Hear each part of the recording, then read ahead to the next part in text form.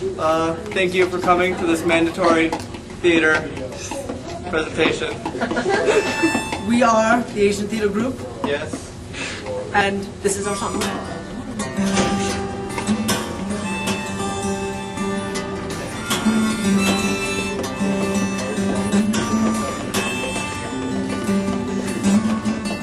Now, Asian Theater consists of Indian theater, Chinese theater, and Japanese theater, respectively.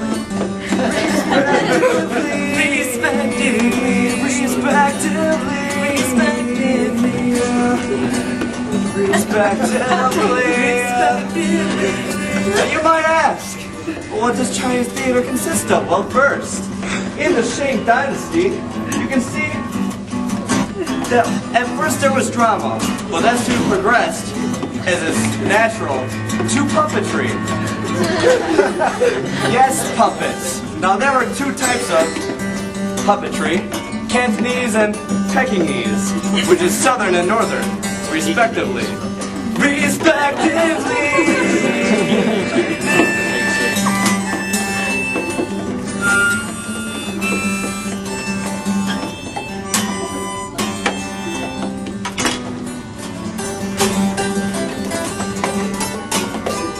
Then it progressed into the state of opera.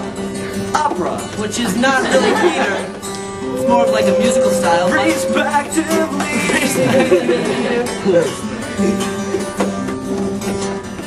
And now we're going to take a little transition. Now you might ask, well, what about the other two? Well, this is a good question. Well, up next is some Indian theater for you.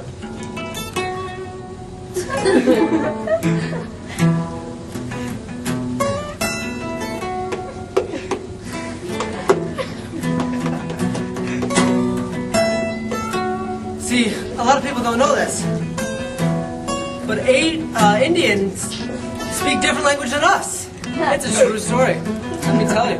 In fact, the ancient form of the language is called Sanskrit. And this is what separates Indian theater from all other sorts. Because Indian theater was both written and performed in this language. The beginning of Indian theater, as they say, starts in heaven, when the gods reenacted their victory over the demons of the earth through theater. Now I don't know how true this is, or if they were tripping, but that's how it goes. And the origins can be traced back to 200 BC. The second oldest form of theater in Asia.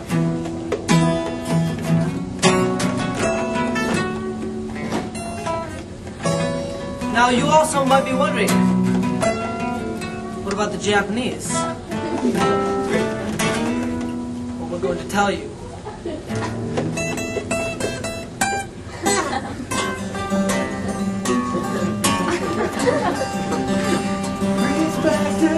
Respectively.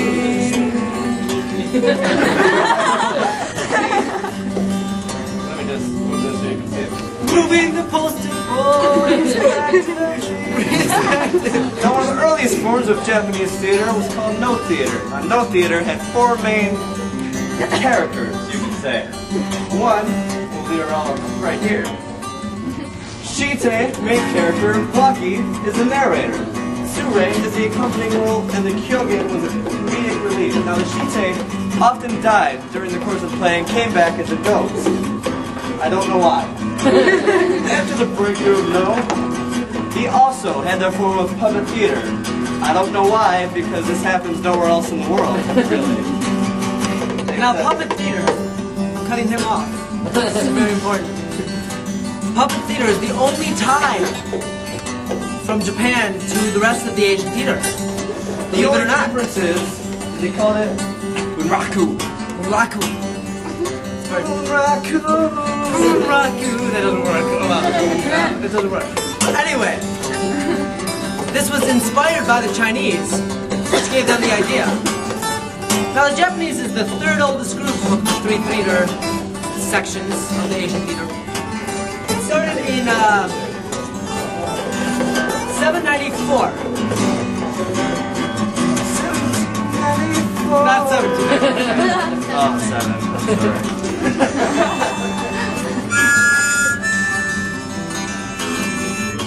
And then after Bunraku died off, Kubaki came into play. Kubaki is very similar to a regular play nowadays. It was actually their trend. The only problem was, it was so sensual.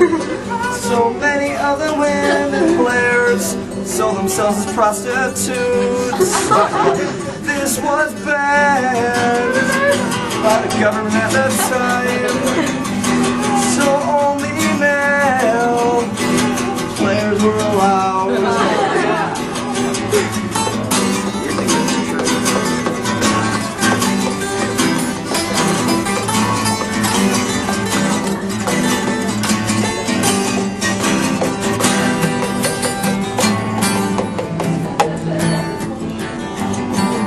You thought it was over, but it's not.